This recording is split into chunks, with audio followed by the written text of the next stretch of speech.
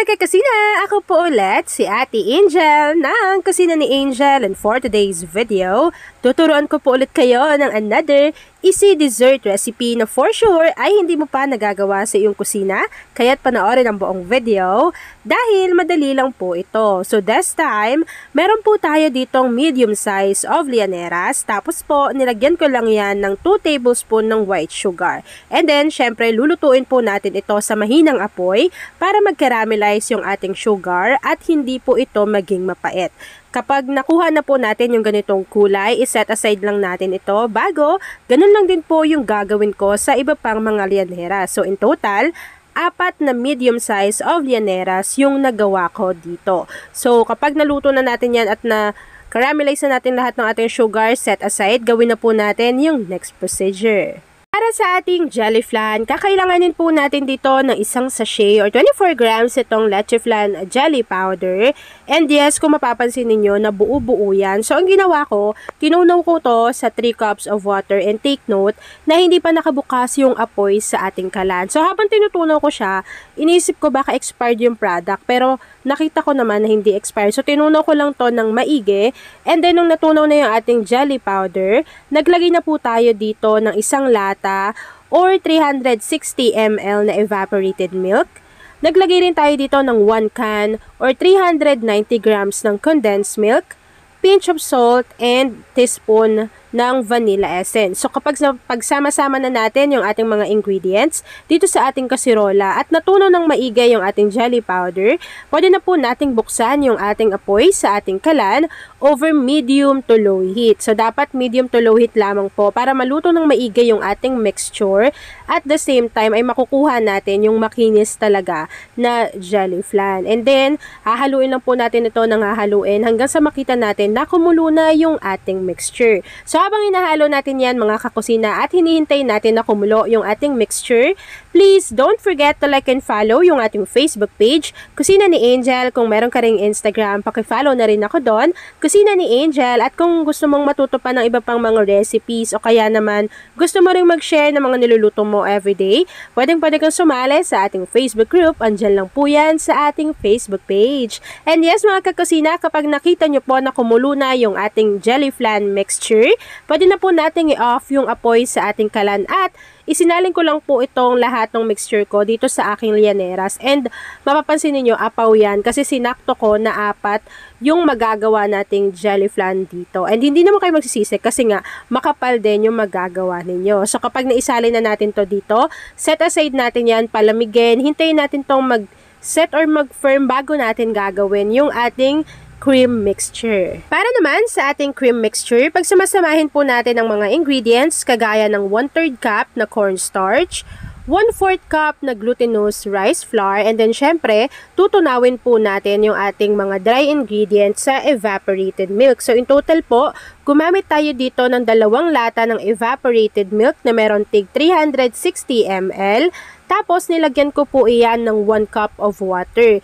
Tapos, tutunawin natin ng maigi yung ating dry ingredients para mamaya po ay talaga namang makinis or malambot yung kalalabasan ng ating cream mixture. So, habang hinahalo nyo yan, pwede na rin kayo ditong mag-add ng iba pang ingredients kagaya ng 1 can or 390 grams ng condensed milk. Bali dun pala sa evaporated milk, 2 batch ko siya inilagay kasama niyo yung 1 cup of water dahil mahihirapan tayong haluin ito, lalo na yung cornstarch kapag nabasa siya ng liquid.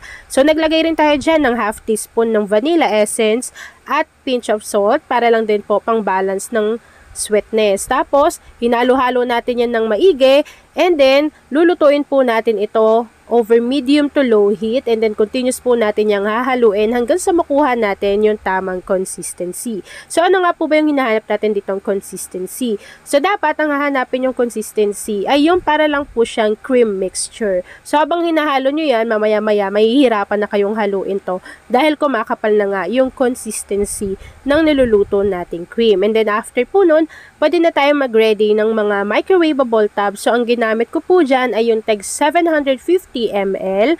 Bago inassemble ko po ito, so sa pag-assemble, nasa sa inyo na yan kung gaano kakapal, pero ako wag naman masyado kasi maglalagay pa tayo ng jelly flan na ginawa natin kanina. So sa pag-assemble, ito po yung ginawa ko. So ito yung ating microwavable tab. Ito na rin yung cream na naluto natin. Naglagay lang ako ng kaunti. Nilagay ko na yung 2 piraso ng graham crackers, konting cream ulit, tapos ikinalat ko lang para meron naman lahat. Tapos pinatungan ko ulit ng graham crackers, cream mixture ulit, ikalat nyo lang ulit, tapos graham crackers. Bago, isa-isa, isinalin ko sa plato yung ating jelly flan na nag-set na or nag-firm na. Tapos po, dinahan-dahan ko lang siyang ilagay dito sa ibabaw ng ating microwavable tab na meron ng cream mixture, pati graham crackers. Tapos natawa pa nga ako dito kasi sabi ko, ay pwede palang direct nang ilagay. Yung mismong Llaneras ay kasya naman pala siya doon sa microwavable tab. So, ganyan, 3 piraso yung sinalin ko gamit yung plato. Tapos yung isa, itong last, ginamit ko na yung ating Llanera.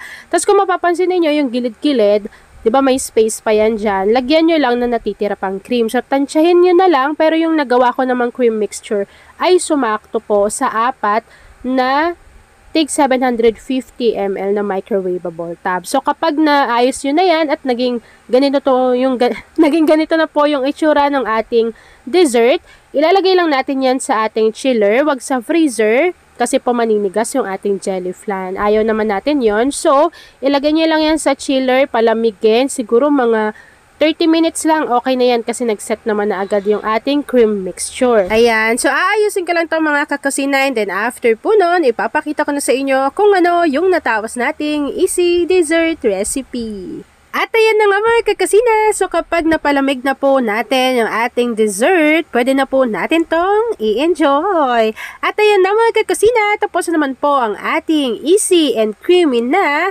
Graham Jelly de Leche. Kung nagustuhan mo yung ating video, please like and share this video. At kung hindi ka pa nakakapag-subscribe sa aking YouTube channel na Kusina ni Angel, please click subscribe button. Click mo na yung notification bell. Click all para lagi kang updated sa bawat ina-upload kong mga videos. And yes mga kakusina, mahaba yung ating video for today dahil napaka-proseso nito or maproseso siyang gawin. Pero kapag natapos yun naman ay matutuwa kayo dahil masarap po yung kinalabasan ng ating dessert recipe kahit walang itlog, no oven, no bake at wala ring all-purpose cream yung ating recipe. So yun lang mga kakasina, i-share mo na yung ating video lalo na kung isa ka din sa dessert lover. Thanks mga kakasina!